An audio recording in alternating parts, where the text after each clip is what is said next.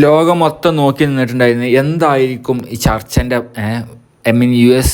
America U S China തമ്മിലുള്ള ചർച്ചയ്ക്ക് ശേഷം എന്ത് സംഭവിക്കും എന്നുള്ളതിന് എല്ലാവരും നോക്കിയിരുന്നത് അതിലൊരു ഡീല് വരുമോ ഇല്ല എന്നുള്ളത്. അപ്പോൾ ഈ ചർച്ച കഴിഞ്ഞിട്ടുണ്ട്. അപ്പോൾ ചർച്ചയ്ക്ക് ശേഷം എന്താ പറഞ്ഞിട്ടുള്ളത് എന്താണെന്ന് വെച്ച് കഴിഞ്ഞാൽ ഇന്ന് തുടരും എന്നാണ് പറഞ്ഞത്. അതായത് ഇന്നലെ മൊത്തം ഡീലായിട്ടില്ല. ഒരു റയർ കോൾ തന്നെ നടത്തിയിട്ടുണ്ടായിരുന്നു ഷീ ജിൻപിങ്ങും അതേപോലെ തന്നെ ട്രംപിന് വേണ്ടത് റയർ എർത്ത് മെറ്റൽസ് ഇങ്ങോട്ട് കിട്ടണം. കാരണം ചൈനനെ ഇങ്ങോട്ട് ബ്ലോക്ക് ആക്കിയപ്പോൾ ചൈന ശരിക്കും എന്ത് ചെയ്തു, തിരിച്ചും ഇങ്ങോട്ട് റിട്ടാലിയേഷൻ ചെയ്തു. അതുകൊണ്ട് അമേരിക്കക്ക് വലിയ രീതിയിലായിരുന്നു പ്രശ്നമുണ്ടായിരുന്നത്. കാരണം ഈ റയർ എർത്ത് മെറ്റൽസ് വളരെയധികം ആവശ്യം. അത് യുക്രൈനോട് പോലും ചോദിച്ചേക്കാണ്, സെലൻസ്കിയോട് പോലും. പക്ഷേ അന്ന് തന്നെ ഇന്ത്യയിൽ നോക്കിയപ്പോൾ മനസ്സിലായിട്ടുണ്ടായിരുന്നു അത്രമാത്രമാണ് ചൈനയിൽ നിന്ന് ഈ സാധനം വരുന്നത്. അത്രയും വലിയ പേഴ്സൻറ്റേജ്. ഉക്രൈനിലൊക്കെ എത്രയോ ബില്യൺ കണക്കിന് പറയുമ്പോൾ തന്നെ 350 ബില്യൺസിന് കണക്ക് പറഞ്ഞ് ചോദിക്കുമ്പോൾ തന്നെ അത്രയും കുറച്ചേ ഉള്ളൂ. ചൈനയിൽ നിന്നാണ് ഈ സാധനം മെയിനായിട്ട് വരുന്നത്. കാരണം അത്രക്കും പ്രധാനപ്പെട്ട ഒരു സാധനമാണ്. ഇലക്ട്രിക് കാറിനായാലും ഡ്രോണിനായാലും മറ്റുള്ള ഇലക്ട്രോണിക്സിനൊക്കെ ഈ നിയോഡിനും ടെർബിയും അതേപോലെ സാധനങ്ങൾ സെൽഫോണൊക്കെ അത് ഭയങ്കര അത്യാവശ്യമുള്ള സാധനം. അപ്പോൾ അതിന് തന്നെയായിരുന്നു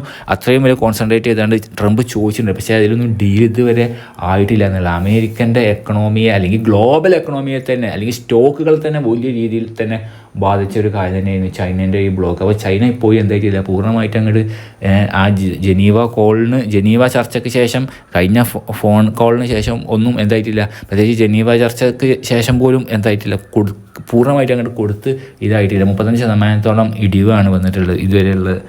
മുമ്പൊക്കെ ചെയ്തതിനെ ബേസ് ചെയ്ത് നോക്കുമ്പോൾ മെയിലൂടെ ഇയർ ഓൺ ഇയർ ബേസ് തന്നെ നോക്കുകയാണെങ്കിൽ വന്നിട്ടില്ല. അപ്പോൾ എന്തായാലും ചർച്ച ഭയങ്കര ഇതാണ്. പിന്നെ ട്രംപിൻ്റെ പറഞ്ഞ വാക്കുകളിലേക്ക് നിരയിൽ നോക്കി അദ്ദേഹം സ്വയം പറയാൻ സ്ഥിരമായിട്ട് പറയുന്ന സ്ഥലങ്ങൾ പ്ലാറ്റ്ഫോമിൽ അദ്ദേഹം പറഞ്ഞിട്ടില്ല. പക്ഷേ വേറെ പല സമയത്തായിട്ട് വേറെ ചില ഈ ചർച്ചയ്ക്ക് ശേഷം അദ്ദേഹത്തിൻ്റെ ചില സംസാരങ്ങളൊക്കെ ആയിട്ട് വരുന്നുണ്ട്. അറൗണ്ട് ആ ടൈമായിട്ട് ചൈന ഈസ് നോട്ട് ഈസി എന്നുള്ളൊരു വാക്ക് അദ്ദേഹം പറഞ്ഞിട്ടുണ്ട്. പക്ഷേ അവർ we are going very well with China എന്ന് പറയുന്നുണ്ട് എന്നല്ലാതെ ട്രാക്സ് ഗോയിങ് വെൽ എന്ന് പറയുന്നുണ്ട് എന്നല്ലാതെ ചർച്ച നല്ല രീതിയിൽ നടന്നു പോകുന്നുണ്ട്.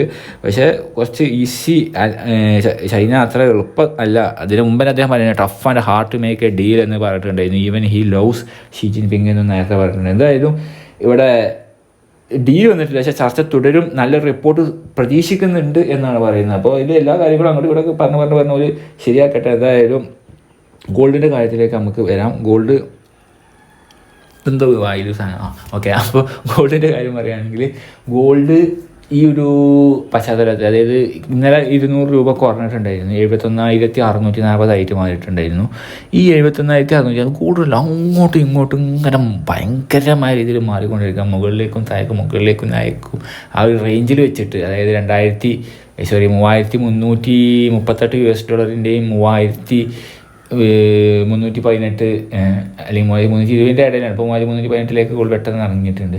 അപ്പോൾ ഗോൾഡ് അങ്ങനെ അതിൻ്റെ അടുക്കുക ഇങ്ങനെ അങ്ങോട്ടും ഇങ്ങോട്ടും മാറിക്കൊള്ളു. ഈ ചർച്ച തന്നെയാണ് ഫോക്കസ് ചെയ്തത്. ഇനിയിപ്പോൾ നാളെ കൺസ്യൂമർ പ്രൈസ് ഇൻഡെക്സിലായിട്ടും കൂടി വരാനുണ്ട്. അപ്പോൾ ഗോൾഡ് അങ്ങോട്ടും ഇങ്ങോട്ടും ഇൻവെസ്റ്റേഴ്സ് ഭയങ്കര ജാഗ്രതയിലാണ് നിൽക്കുന്നത്, എന്താണ് ഇതിൽ വരുന്നത് എന്നാണ് അറിയാൻ വേണ്ടിയിട്ട്.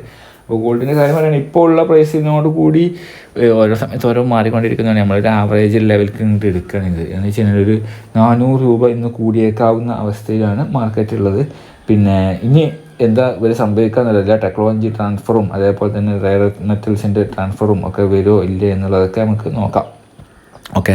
അപ്പോൾ ആ ഡീല് റയർ എർത്ത് കിട്ടണം അമേരിക്കക്ക്. അതിൽ ഡീല് അങ്ങാനും ചൈന ശരിക്കും അങ്ങനെ ഒരാളങ്ങോട്ട് ബ്ലോക്ക് ആക്കിയാൽ ഈ ഇപ്പം മറ്റേ രണ്ട് ചങ്ങന്മാരൊന്നുമല്ല, largest economy, first largest economy, second largest economy. ഇത് തന്നെ ഇപ്പം ഞാനാണ് ഫസ്റ്റ് എന്ന് പറഞ്ഞ് കണ്ടുപിടിക്കേണ്ട ആവശ്യം വരുന്നത്. ഇപ്പം എന്തായാലും അമേരിക്കയും രണ്ടാമത് ചൈന എന്നൊക്കെ പറഞ്ഞു വരുന്നുണ്ടെങ്കിൽ കൂടിയും അത് അങ്ങോട്ടും ഇങ്ങോട്ടും ഇൻ്റർചേഞ്ചബിൾ ആയിട്ടുള്ള രീതിയിൽ അത്രയും പവറായിട്ടുണ്ട്. കാരണം ചൈനക്ക് ഒറ്റയ്ക്ക് നിൽക്കാൻ കഴിയും വേണം എന്നുള്ള ഇതാണ്. പക്ഷേ അമേരിക്കക്ക് ചൈന ഇല്ലാതെ അത്ര ദമ്മിലാണ്ട് പവറിൽ നിൽക്കാൻ കുറച്ച് ബുദ്ധിമുട്ടുള്ള പോലെയാണ്. കാരണം പ്രോപ്പർട്ടി ബേസ്ഡ് ഫിനാൻഷ്യൽ സിസ്റ്റവും വെപ്പണൈസ്ഡ് ഫിനാൻഷ്യൽ സിസ്റ്റവും അങ്ങനത്തെ ഓരോ കാര്യങ്ങളൊക്കെ ചില ആളുകൾ പറയുന്ന പോലെ അതൊക്കെ ഒരു ഒരസെന്നൊരു കാര്യം കൂടി ആയിട്ട് മാറുകയാണ്. അപ്പോൾ ചൈന എന്ത് തീരുമാനം എടുക്കുന്നു എന്നുള്ളതാണ്. അപ്പോൾ അമേരിക്കൻ്റെ അല്ലീസും മറ്റുള്ളതിനൊക്കെ അമേരിക്ക അനുസൃതമായിട്ടുള്ള തീരുമാനങ്ങൾ എടുത്താൽ എക്കണോമി അങ്ങോട്ട് കൊടുക്കൊള്ളാവും.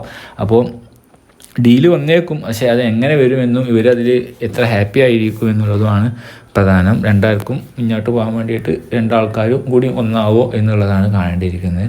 ചർച്ച നടക്കട്ടെ, എല്ലാ പ്രോബ്ലംസും സോൾവ് ആവട്ടെ എന്നുള്ളത് തന്നെയാണ് എന്തായാലും പറയുന്നത്. എക്കണോമി ലോകം മൊത്തം വളരട്ടെ. എന്തായാലും ഇപ്പോഴത്തെ ഗോൾഡിൻ്റെ ആസ്പെക്റ്റ് എന്ന് വെച്ച് കഴിഞ്ഞാൽ സ്വർണ്ണവില ഇപ്പോൾ ഇങ്ങനെ അങ്ങോട്ടും ഇങ്ങോട്ടും നാളെ നോക്കേണ്ട, ട്രെൻഡ് എപ്പോഴും മുകളിലേക്കായിരിക്കും.